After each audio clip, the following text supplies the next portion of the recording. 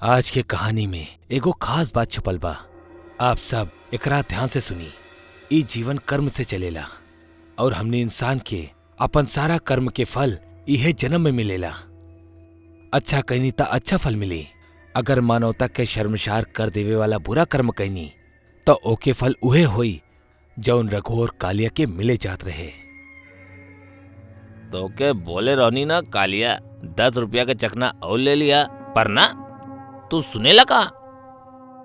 अरे हो गई ना गलती यार, 2 घूंट बचल बा, खत्म कर दा जल्दी से, घर भी जाएगे बा। अरे पर जाइब कैसे? कौनो बस आई तब जाइब ना।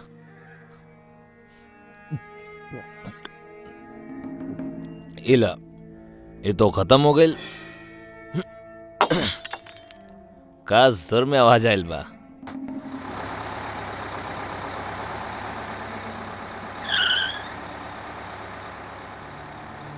आजा भाई आजा, आखिरी बस हा। अरे मामा आगे बढ़ा ना, हमरा सांता क्रूज ना धरावी जाए के बा, चल फट। अरे का चल फुट बोलेला बाबा, तोहार किस्मत बहुत ही अच्छा बा। हम आज ही धरावी में खोली ले बानी रहमान भाई के जा, और ये हमार राम प्यारी बस भी आज रात हमार साथ धरावी में ही रही। आजा। अरे इतना काहे सोचा तड़ा, अच्छा वक्त बा तू दोनों के। आओ बैठा। लागत आज भगवान हमनी के किस्मत बड़ा जोरदार लिखले बाड़े, फुल इज्जत निकल रहा बा दिल से। चला कालिया आवा। ठीक बा चला। जब कंडक्टर राजी तक का करी रघु और कालिया पाजी।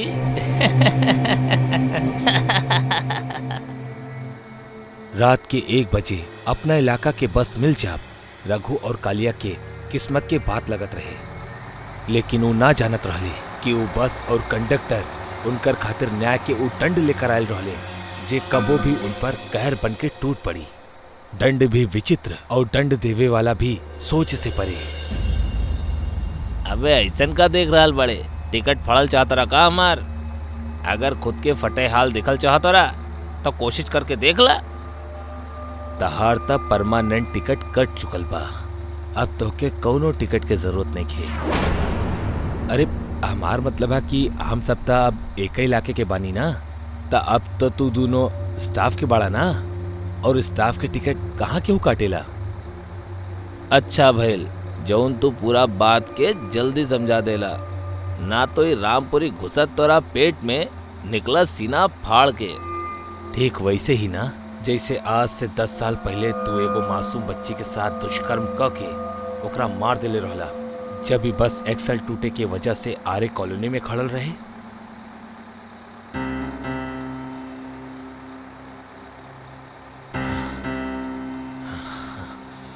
जिस्म के भूख तब मिट गई यार, अभी झूठ बर्तन के का करल जाओ यार।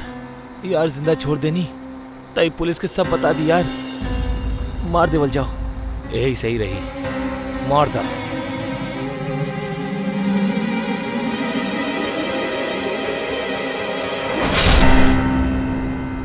उस समय हमहू ही बस में रहनी, हम सब देखत रहनी, लेकिन कुछ भी कहे से डर गल रहनी। ऊपर से लड़की के खून, हम ये बात केहू से न बताऊनी,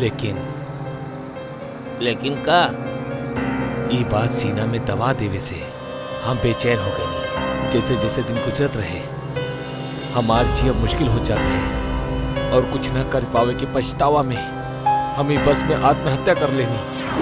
बस वही दिन से हम ये बस और उले की तोहार यही बस स्टॉप पे इंतजार करत रहनी, जहां से तू ओकरा के उठौले रहला। भगवान के लाख लाख शुक्र रहा, आज वो इंतजार खत्म हो गए।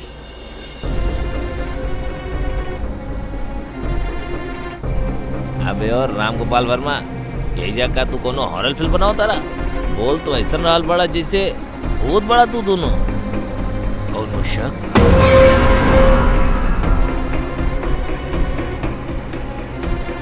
छोड़ दो, देखा भूत काका, हमके छोड़ दो, मत मारा, हमके मत मारा, बहुत बड़ी गलती, हमसे गलती हो गई, आगे से कबो ना हुई। भविष्य में तू का गलती करबा, ई सजा ओकर नहीं खे। ई सजा ऊ कर्म के फल बा जे तू कर चुकल बाड़ा।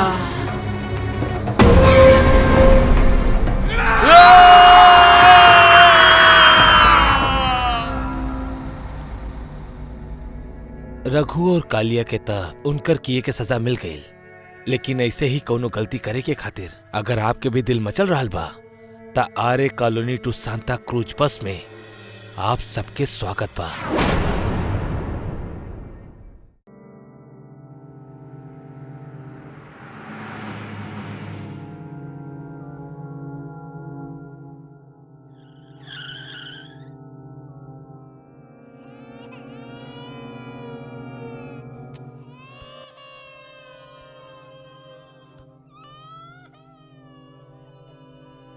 ई रोवे की आवाज कैसन?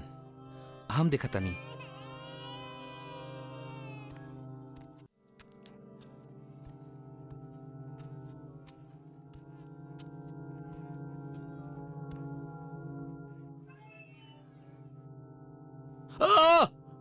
का भइल हरिराम? के बा वहां?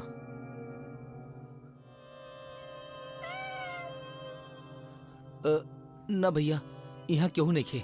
लागता केहू मजाक कैले बा। केहू मजाक कर रहल बा, शायद भाग गइल।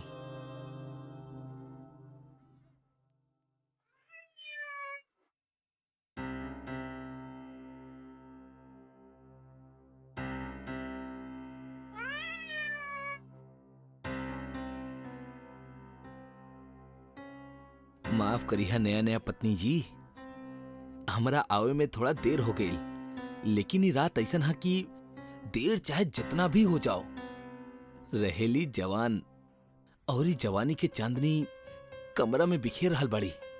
उहे चांदनी के खातिर हम आपके चांद जैसन मुखड़ा के एक कमरा में दिखावे जा रहल बानी।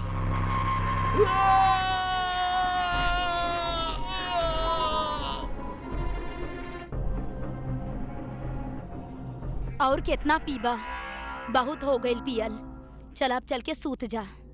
अरे ऐसे कैसे सोच जाए? आज हमार भतीजा के शादी भइल बा। शादी के खुशी में आज ना पियब तक कब पियब? हाँ, हम तो गातानी की भाग्यवान, तू भी एक दो घूंट पी ला। वाह वाह, खुद तो डूब ही रहल बाड़ा, हमरा के भी लेके डूबे चाहेला। अरे भाग्यवान, ई डूबब ना तैरब हा हमार राम प्यारी। एक बार पी के देखा था। भाड़ में जा आप और आपके इस शराब। हम चलनी सूते।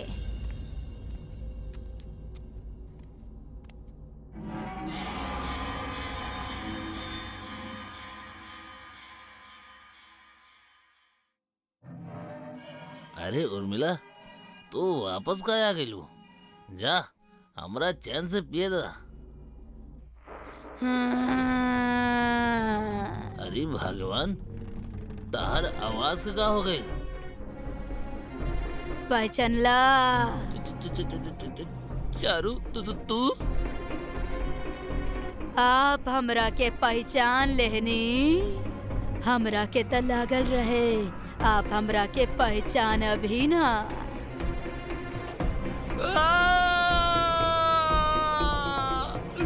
चारू ना ना, हमरा के छोड़ दा हमरा के। काहे? मरे से डर लागेला? हाँ हाँ चारू, हमरा मरे से बहुत डर लगेला। ठीक बा, फिर हम आपके छोड़ देतानी। बाकी आपसे प्रार्थना बा, नीचे गिर के मत मर जाइहा।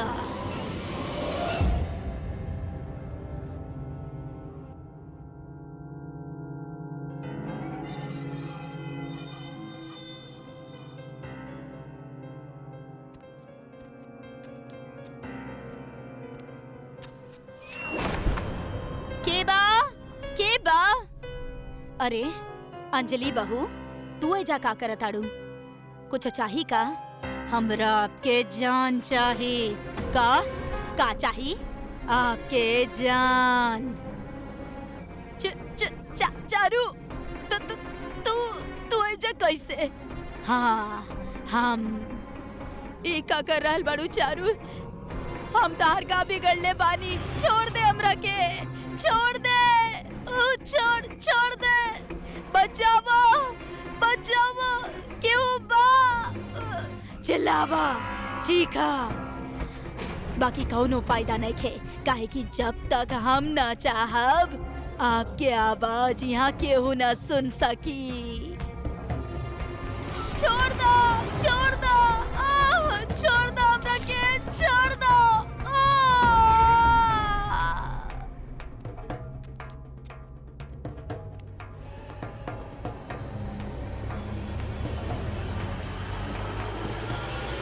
चारू, अरे पहचान लेला? हमरा त लागल रहे चाहे कुछ हो जाए आप हमरा के ना पहचानब। ई तक कमाल हो गई कि हम सबके याद बानी। लेकिन तू तो मर चुकल बाड़ू, फिर तू यहाँ कैसे? मर त चुकल बानी, बाकी का करती? बदला लेवे खातिर हमरा वापस आवे के पड़ल। जैसन आप लोगन कईनी वैसन तक केहू दुश्मन भी ना करेला। वैसे हम आपके भाई और आपके पत्नी के तब मार देले बानी। अब आपके बारी बा, आपके बाद बाकी सबके मार डालब।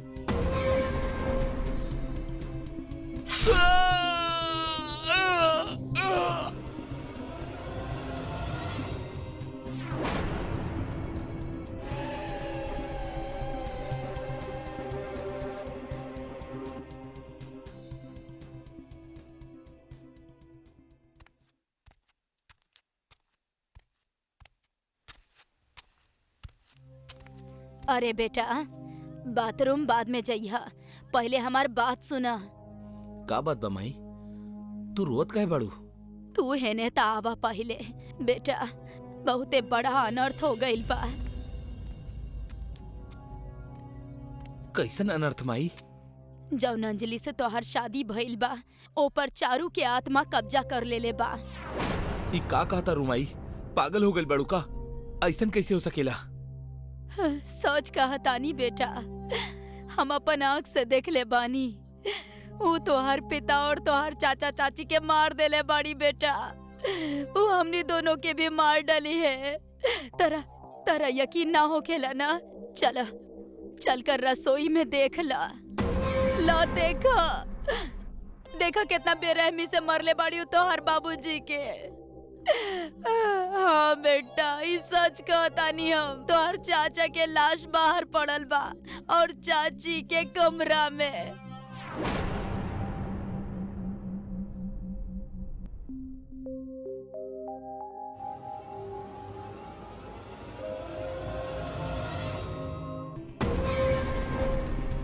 हाँ माई, आप सही कह रहल बानी। हम रात में ही देख लेनी हा कि अंजलि ना केहू और हा, लेकिन वो चेहरा देख के हम बेहोश हो गए रहनी। सुबह उठनी तो हमरा के सब सपना जैसा लागल। लेकिन अब हमने का करल जाई माई? अगर हमने भागा भी चाहे ता चारू हमनी के कहीं न जाए देई। कहे ना हम चारू के पास जाके ओकरा से माफी मांग ली। बेटा, ओकर आत्मा गुस्सा में बा। अगर वो हमनी के माफ ना कैलस तो आगे खाई पीछे कुआ हमा गिरे के दोनों जगह बा। खतरा तो उठावे के ही पड़ी। गलती की माफी मांग लिहल जाई तो शायद वो हमनी के माफ कर दी। जैसन तू कह बेटा, डूबत के त तिनका के सहारा ही चाहिए। चला देखल जाओ का हो खेला। अंजलि, चारू चारू बेटा, का बात बा? तू दुन्नू भी हमरा के पहचान गईला? कैसे ना पहचानब? आखिर हमनी एक गांव के जे बानी बेटा, और तहरा त हम गोद में खेलैले बानी चारो बिटिया ना बहू। अगर तू लोग भूल गइल बाड़ू त हम अपन राम कहानी खुदे अपन मुंह से सुना देतानी। सुना, हमार और विकास के शादी कुछ महीना पहले ही भइल रहे। बाकी शादी के बाद ही तू लोग हमरा के हमार पिताजी के पास छोड़ के शहर चल गइल रहला, और हमार ही दहेज के पैसा से व्यापार खड़ा करके अमीर बन गईला और हमरा ही भूल गईला। ना चारू बेटा, हमने कुछ ना बोले बानी। हमने तो तारा लेवे आवे वाला रहनी बेटा, बाकी तब तक बहुत देर हो चुकल रहे बेटा। ओ मतलब आप लोग ईमानदार रहनी, हमने लोग ही गलत सोच के चलते मर गए नी। हाँ, अगर आप लोग समय पर आ जाती तो आज हम और हमार पिताजी जिंदा रहते।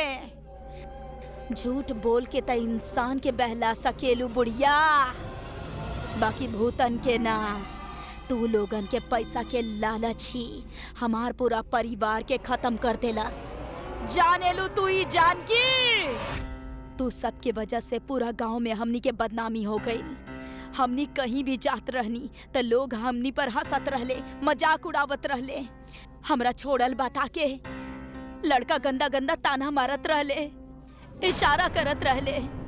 यही बदनामी के भार एक दिन हमनी के माता पिता के मार देलस, और फिर हमरा के, और हमार मरला के बाद ही तू दोसर शादी खातिर आजाद हो गईला।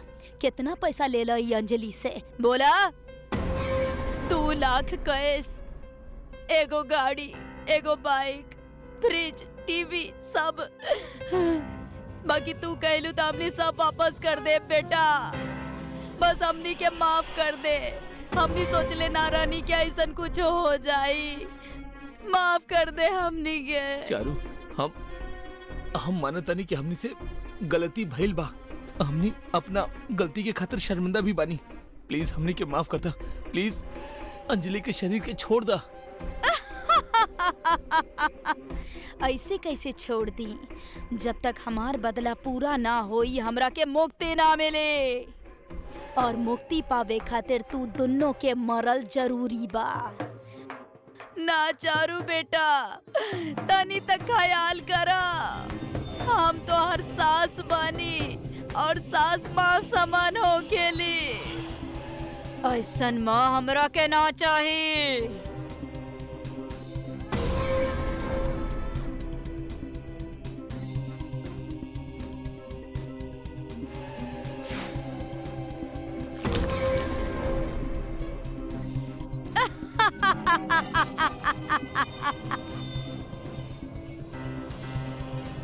हम जानतानी जब आपके बेहोशी टूटी तो आपके सामने हजारन सवाल खड़ा हो जाई हैं। शायद आपके उस सवालन के जवाब हमारी स्टोरी में पता चले।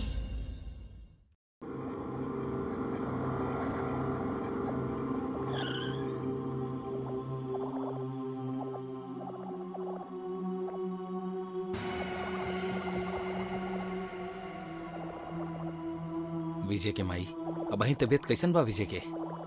बुखार कुछ कम भइल की ना? विजय के पापा, एकर बुखार तो तनी भी कम नहीं खे भइल। शरीर भी आग के जैसन तपता। बहू, तू विजय के समय पे खाना और दवाई खिला दिले रहलू ना? हाँ पापा जी, हम समय पर खाना और दवाई दोनों खिला देले रहनी।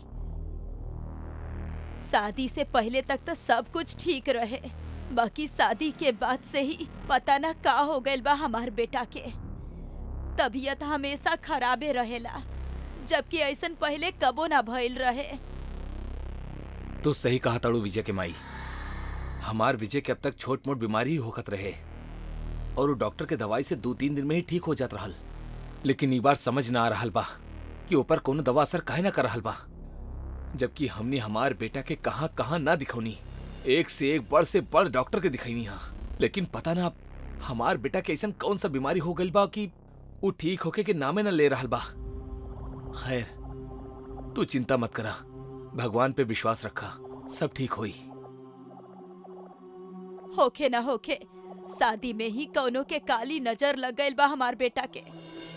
अगर ऐसने बा तो भगवान करे नजर लगावे वाला के शरीर में मोटा मोटा बड़ बड़ कीड़ा पड़े, ओकर पूरा खानदान में आग लगे। बिंदु शांत हो जा, गुस्सा करबो तो तू बीमार पड़ जाइबो। तोहार बीबी पहले से ही बढ़ल बा। हमार बीपी बढ़े चाहे घटे, हमरा के आपन चिंता नहीं खे।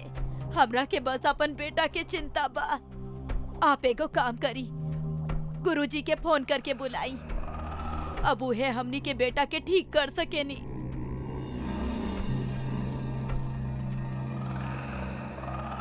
प्रणाम गुरुजी।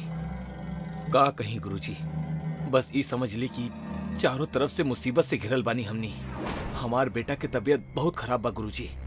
बस आप अपना चरण हमार घर पे रख दी तो शायद कोनो कृपा हो जाओ। जी जी गुरुजी, प्रणाम। का कहले गुरुजी? गुरुजी एजे पास वाला घरे में आयल बाड़े, कुछ देर में यहाँ पहुंच जाई हैं। चिंता मत करा, सब ठीक हो जाई। सुकरबा भगवान के जे गुरुजी पासी में बाड़े। ए बीमारी ता हमार बेटा के हालत ही खराब कर देले बा। माँ जी रोई मत, गुरुजी आ रहल बाड़े ना, वो सब कुछ ठीक कर दी हैं।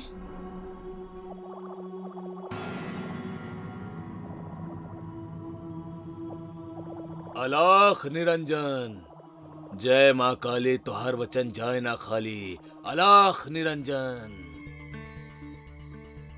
गुरुजी देखी ना हमार बेटा के का हो गइल बा एकरा के। गुरुजी हमनी जब से अपन बेटा के शादी करवैले बानी तब से ही एकर तबीयत बहुत खराब बा। हमनी सब कुछ करके देख लेनी, बाकी हमनी के बेटा ठीक है नहीं के होत। कौनो बात नहीं के, अब हम आ चुकल बानी, ये बिल्कुल ठीक हो जाई। अलख निरंजन, जय माँ कंकली, तुहार वचन जाए ना खाली। अलख निरंजन, अलख निरंजन, जय माँ कंकाली, तुहार वचन जाए ना खाली। बीमारी के कारण और निवारण दोनों मिल गइल बा। कारण कहा गुरुजी? कारण हा तोहर बहू के मांगलिक होखब। अब अगर तोहरा के अपना बेटा के हमेशा के खातिर ठीक करे के बा त तोहर अपना बहू के शादी बरगद के पेड़ से करवावे के होखी। गुरुजी हम अपन पति के जान बचावे खातिर बरगद के पेड़ से शादी करे खातिर तैयार बानी। ओम मंगलम मंगलम स्वाहा, ओम मंगलम मंगलम स्वाहा। शादी संपन्न भइल। गुरुजी अब तो हमार बेटा बिल्कुल ठीक हो जाए ना। अलख निरंजन, जय माँ कंकाली, तहार वचन जाए ना खाली। माँ के कृपा से तहार बेटा बिल्कुल ठीक हो चुकल बा। ओ रहल। माँ पापा देखी, हम बिल्कुल ठीक हो गइल बानी, हम ठीक हो गइल बानी। बेटा जा गुरुजी से आशीर्वाद लेला। प्रणाम गुरुजी। गुरुजी आपके बहुत बहुत धन्यवाद, जौन आप हमरा के नया जीवन दान देनी। आप ना होती ता हम कब्बो ठीक ना हो पाती।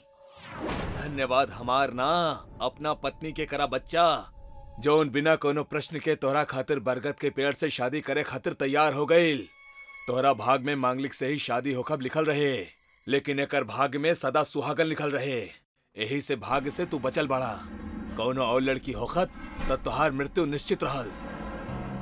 संध्या कुछ बोले की जरूरत नहीं खे, आप ठीक हो गई नी, हमरा खातिर यह बहुत बा। हमनी के बेटा बहुत भाग्यशाली बा जे ओकरा संध्या जैसन बीवी मिलली।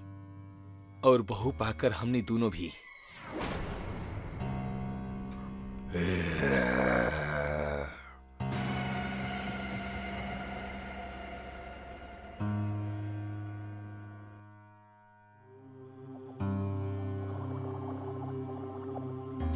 हमने शादी के 1 महीना हो गइल बा, अब घूंघट के का जरूरत बा? मन्नी की हमनी के शादी के 1 महीना हो चुकल बा, बाकी ई मत भूली कि हमनी अभी तक एक ना भइल बानी। कौनो बात ना, आज एक हो जाता नहीं।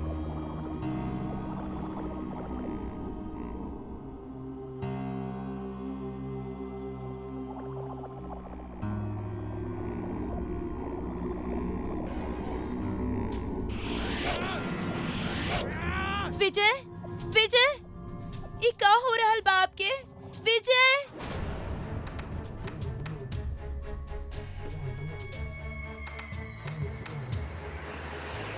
हाँ, विजय बचाई बचाई हमरा के।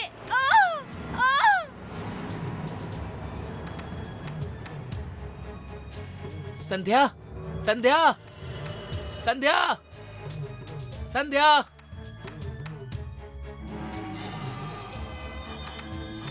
हेलो हेलो हेलो गुरुजी जी, जितना जल्दी हो सके हमनी के घरे आ जाई।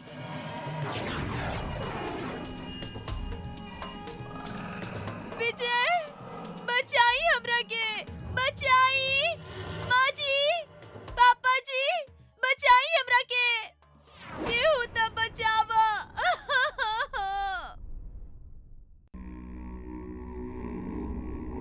बहू, बिंदु, हमार बहू।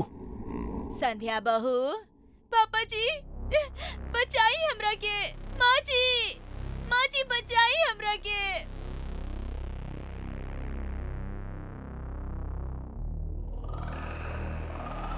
अजी कुछ करी, ना तो हमनी के बहू के साथ अनर्थ हो जाई। हाँ, हम करतानी कुछ।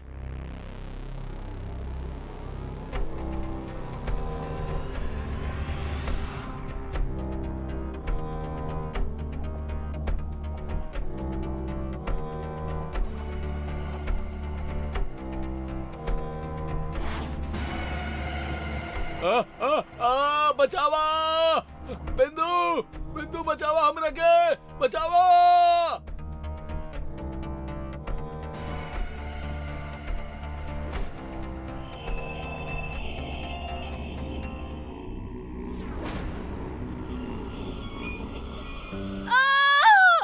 बचावा बिंदु। माँ, पापा, संध्या, विजय बेटा, हमनी के बचावा। हमनी के बचाला बेटा, बचाई हमनी के। आप लोग चिंता मत करी, हम अबाई छोड़ौता नहीं आप लोगन के।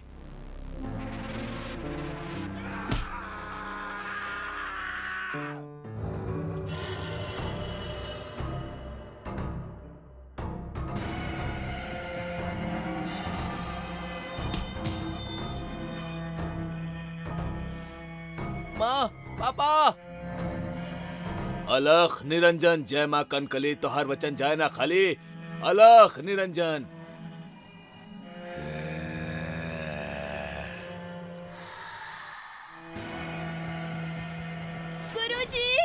गुरुजी हमके बचाई। बचावा। अलख निरंजन, जय माँ काली कंकली, तोहर वचन जाए ना खाली। ओम ह्रीं क्लीं फट फट स्वाहा। भाग जा, भाग जा। सामने आवा सामने।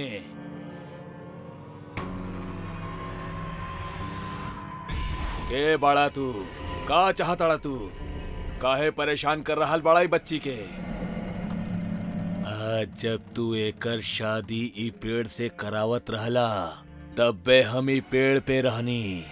यही से एकर शादी हमरा से हो चुकल बा। ई हमार पत्नी हा, इसे हमार शादी भइल बा। अब हम एकरा अपने साथे लेके जाए।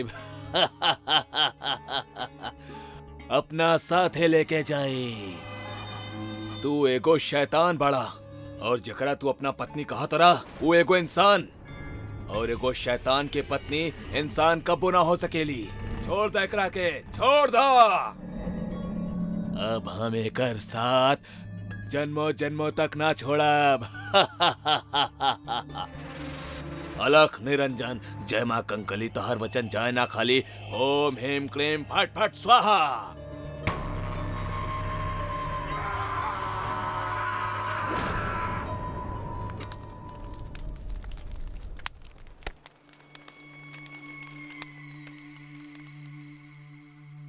तू दोनों के कल्याण होके। हमनी के बचावे खातिर आपके बहुत बहुत धन्यवाद गुरुजी।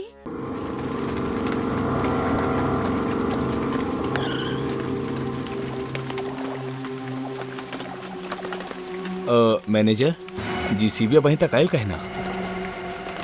सर, हम वहीं फोन के ले रहनी, रास्ता में ही बा, थोड़ा देर में पहुंच जाई। पिछला 1 घंटा से तू हमरा के यही सुना रहल बड़ा श्रीकांत। तू अच्छा से जाने ला कि हमरा कोनो भी हाल में बिल्डिंग 3 दिन में ही तोड़वावे के बा, फिर भी तू।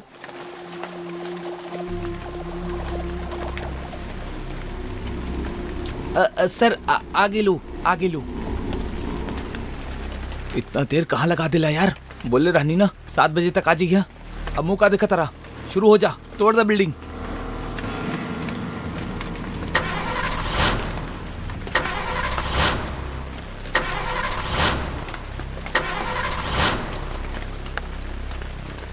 पुराना जीसीबी काहे मंगोले बड़ा तो श्रीकांत? ना सर, पुराना नहीं खे, एकदम नया जीसीबी बाई।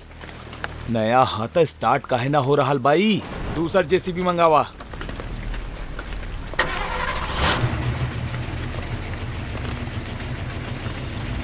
सर स्टार्ट हो गई। चला अब जल्दी से आगे बढ़ा और बिल्डिंग तोड़ दा।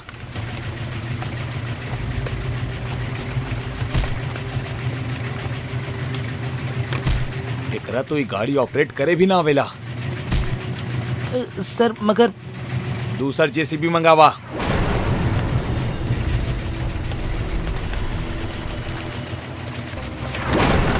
सर हमार तो कुछ समझ में ना रहल बा। पहला गाड़ी भी बिल्डिंग की ओर ना बढ़ पाई, लेकिन वापस मुड़कर जाए में कोनो प्रॉब्लम ना भइल। अभी जेसीबी के साथ भी ऐसे नहीं हो रहा बा। मजदूर बुलावा। जी जी सर। हेलो लखन।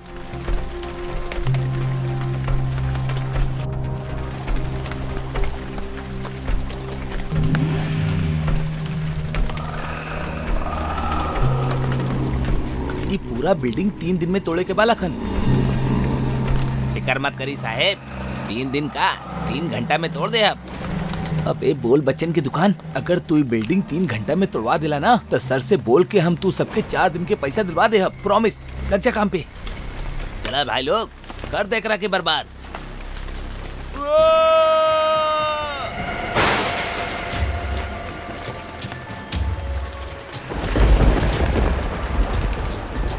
बचावा बचावा बचावा बचावा।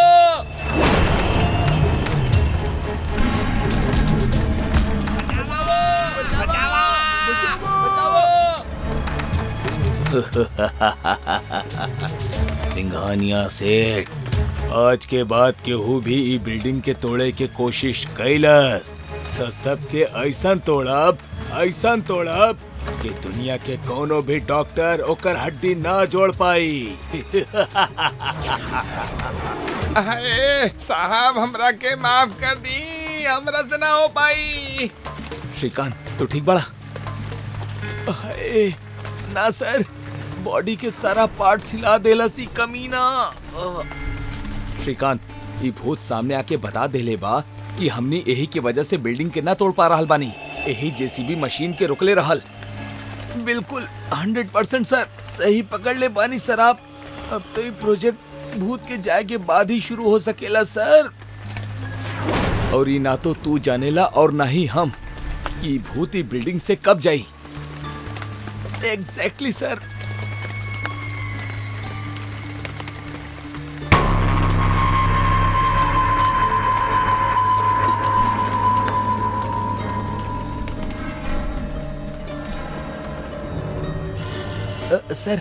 सर एगो तांत्रिक बाबा के पता चलल बा। उस 100% गारंटी के साथे भूत भगावे में माहिर बड़े सर। कितना देर में आई हूँ? सर बुला चुकल बानी, बाबा बाहर ही बैठल बड़े। गुड, उनकर अंदर बुलावा। जी सर।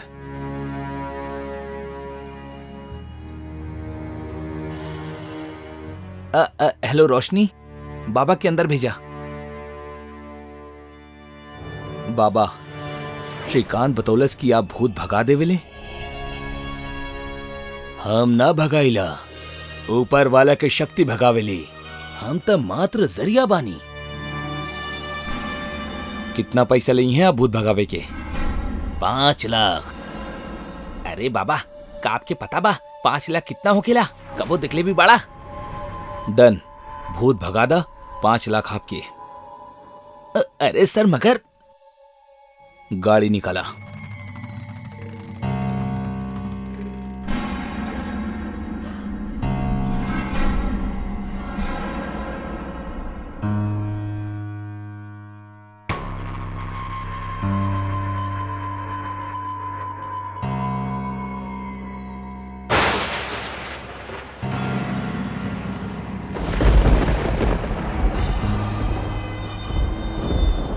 ओम ह्रीं क्लीं ब्लीं त्लीं तिं स्वाहा।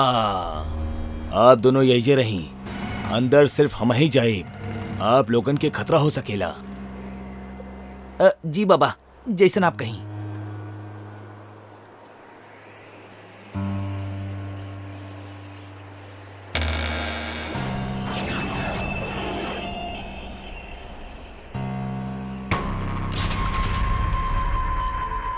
तू जे केहू भी बाड़ा सामने आजा, बाबा के सामने आवा, आजा वरना हम तोहरा के भस्म कर दे हब। ओम हेम क्लीम ब्लेम त्लेम तेम स्वाहा। ओम हेम क्लीम ब्लेम त्लेम तेम स्वाहा। बाबा यहाँ से 9 2 11 हो जो, वरना मार मार के भूत बना दे अब तोहरा के भी। देखा तानी के केकरा के भूत बनाई। ओम ओम फट स्वाहा। अब अहीं भी समय हा, ज्यादा फटफट ना करा, ना त ऐसन फटका देहब कि जिंदगी भरी बिल्डिंग के आसपास भी ना भटक पैबा। आज तक केहू भी भूत के लाल पैदा ना भइल बा जौन बाबा के छू सके। ई बात हा, तब फिर ला।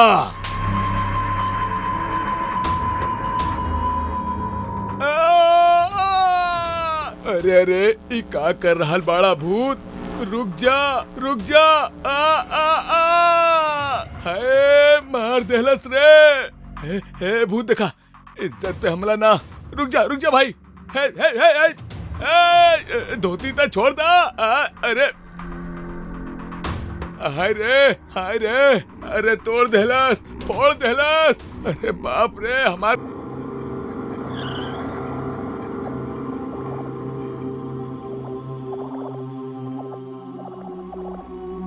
इहा हमनी के नया बंगला। दीदी माने के पड़ी जीजू के पसंद के। जब भी कोनो चीज पसंद करेले टॉप क्लास के पसंद करेले। सब हमार संगत के असर बा। अच्छा जी। और न त का झूठ बोला तानी त बतावा, तू ई जे कपड़ा पहन ले बाड़ा ई केकर पसंद बा? हाँ तो तुम्हारी पसंद के, लेकिन जीजू रहे दी, आगे बोले के कोनो जरूरत नहीं खे। हम समझ गए नहीं। का समझ गईला? ये कि शादी के बाद इंसान जोरू के गुलाम हो जाला। काहे दीदी? यस। अगर तू दोनों भाई बहन के टांग खींचब हो गई हो तो सामान लेके अंदर चली।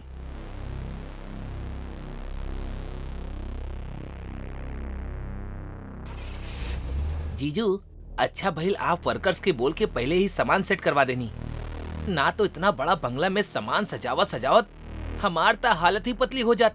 काहे दीदी? सिर्फ तोहारी ना, हमार भी हालत पतला हो जाला छोटा। हमरा पता रहे कि तू दोनों कमजोर इंसान बड़ा, यही से हम वर्कर से सामान रखवा देनी। आहा रहे भी दा तू, हमरा पता बा तू कितना बड़ा बाहुबली बाड़ा। उठा के एक गिलास पानी त तरह से पियल ना जाला, बड़ा एला घर सजाए वाला। हाँ। तू दोनों आलसेन के चक्कर में रहती तो हमार ही अपन हाथ पैर तोड़वाए के पड़त। जीजू ई बात तो हमहू मानीला कि एक नंबर के आलसी हम ना आप बानी। चुप कर। अगर तू जोरो के भाई ना होता ना साले, ता वहीं के वहीं तहार मुर्गी मसाला बना डलती। जब देखा बहन के साथ जाके खड़ा हो जाला चपड़ कंजू। दीदी छोड़ा ना ये आदमी के, ये तो ऐसे बड़बड़ात रहेले। हमरा जोर की भूख लागल बा, जल्दी से कुछ बना दा ताकि खा पी के हम आराम से सो सकी। हाँ भूख तो मोह के लागल बा। तू लोग हाथ मुंह धोला, हम देखा तानी कुछ।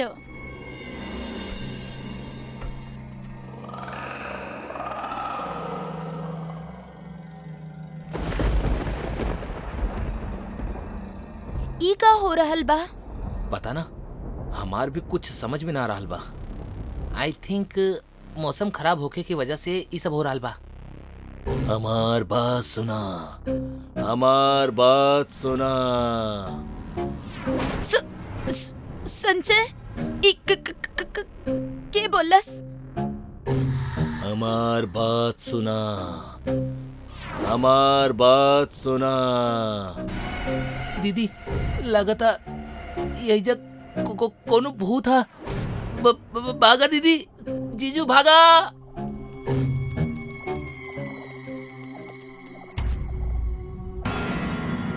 संजय जल्दी दरवाजा खोला। कोशिश कर रहल बनी नैना, पर खुलत नहीं खे।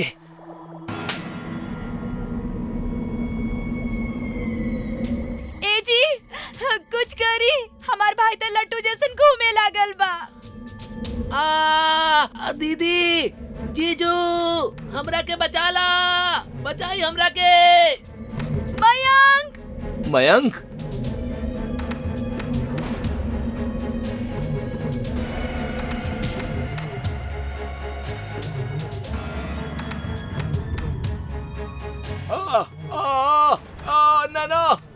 बचाओ हमरा के। संजय!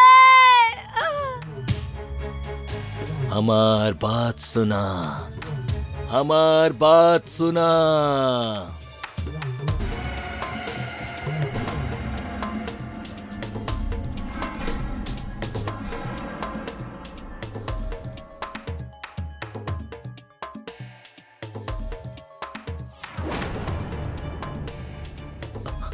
अरे माई, हमार कमर। जीजू, हमार शरीर में भी बहुत दर्द हो रहा बा। का हमनी अभी भी जिंदा बानी?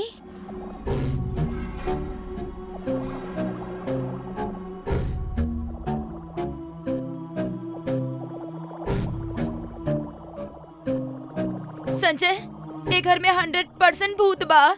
अब हमनी ये घर में ना रहब। हमनी अब यही वक्त ही घर छोड़ के चल जाए। चला। हाँ जीजू, ये घर भूतिया घर है। भूत भाई जा, चला यहाँ से। ठीक कहला साले तू। हम अब ही ओनर के कॉल करता नहीं। काहे जी? ये बात हमहू बोले रहनी। ठीक तो सिर्फ मयंक के काहे कहला? काहे कि जोरू के इकलौता भाई के हर बात में वजन होखेला। हमार बात के मजाक उड़ावे नी ना। एक बारी घर से निकल जाई, फिर बतावता नी।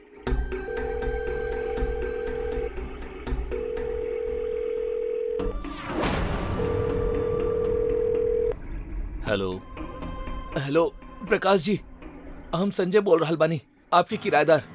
हम माफी चाहता नहीं प्रकाश जी, हम आपके घर में ना रह सके नहीं। ये घर भूतिया है। आप हमारे डिपॉजिट के पैसा लौटा दी, हम जाता नहीं। खबरदार संजय जी, जौन आप हमार घर के बदनाम करे के कोशिश करनी था। हमार घर कोनो भूतिया नहीं खे। अगर आपके कहीं और ऐसे बेटर प्लेस मिल गई बा तो आप जा सके नहीं। आप जौन पैसा देले रहले वो हम कहीं इन्वेस्ट कर चुकल बानी। नया किराएदार मिलत ही हम आपके पैसा आपके लौटा दे। Thank you. अरे पर का कहले ओनर? वो हमनी के डिपॉजिट के पैसा कहीं इन्वेस्ट कर देले बड़े। अब जब तक उनकरा के कोनो न्यू रेंटर ना मिल जाई वो पैसा ना लौटा पाई है। कौनो ना, हमनी के पैसा ना चाहिए। जान बा तो जहान बा। हमनी आज ही यहाँ से निकल जाई। कहाँ निकल जाई? चला मान लेनी चल जाई तो इतना सारा सामान के ले जाके रखब कहाँ? बात कर तारू। वैसे भी अब हमरा पास दूसर घर लेवे के खातिर डिपॉजिट के पैसा नहीं खे। यही से हमनी के जब तक पैसा वापस ना मिल जाई हमनी के एजे रहे के होकी। अरे संजय, बाकी यहाँ भूत रहेला। हमनी कैसे मैनेज कर पाई ओकरा साथे? संजय, तोहार कहीं और चक्कर तो नहीं खे चलत? और यही से तू लड़की के पावे खातिर हमरा यहाँ भूत से मरवावे खातिर लेके आयल बड़ा? बोला। ओ सुना, आपनी फिल्मी नौटंकी बंद करा। हमार तो तोरा साथे भी कोनो चक्कर नहीं खे। माफ करा हमरा। जीजू यार, ये आप का बोले जा रहल बानी? अरे निकला यहाँ से, हमरा भूत से बहुत डर लगेला। तू जैसन रिश्तेदार के होखला के बाद भी वो भूत अटैक कर गई। मतलब तोहरा ही खानदान के कोनो बड़ा बुजुर्ग होकी। दीदी ए जी, चिल्ला मत और हमार बात ध्यान से सुना। हमार पास ही भूत के भूत भगावे के एक जबरदस्त आइडिया है। तब बका मतलब बता। बतावा मतलब बताई। I hate you both. पर फिर भी सुना, हम एगो तांत्रिक बाबा के जानीला। इत्तेफाक से उहो हमरा के जाने ले। बाबा भूत भगावे में बहुत माहिर बाड़े। हम उनकरा के एजे बुलावता नहीं। उनकर आवत ही भूत भाग जाई और हमार काम हो जाई। हमने के यहाँ से जाए के भी ना पड़ी। काहे, कैसन बा? दीदी जीजू सठिया गेल बड़े। आप दोनों के मरे के शौक हा तो मरी भूतिया घर में भूत के हाथ। हम तो जा रहल बानी।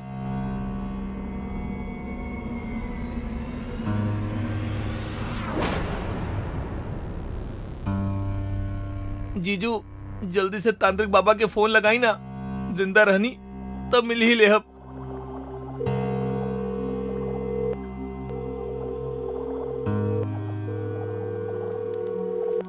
हेलो हेलो बाबा, हम संजय बोल रहल बानी। आप जल्दी से आनंद नगर बंगलो नंबर 5 में आ जाएं। ये घर में भूत बा। वो हमनी के घर में बंद करके रख ले बा। प्लीज आप जल्दी से आ जाएं।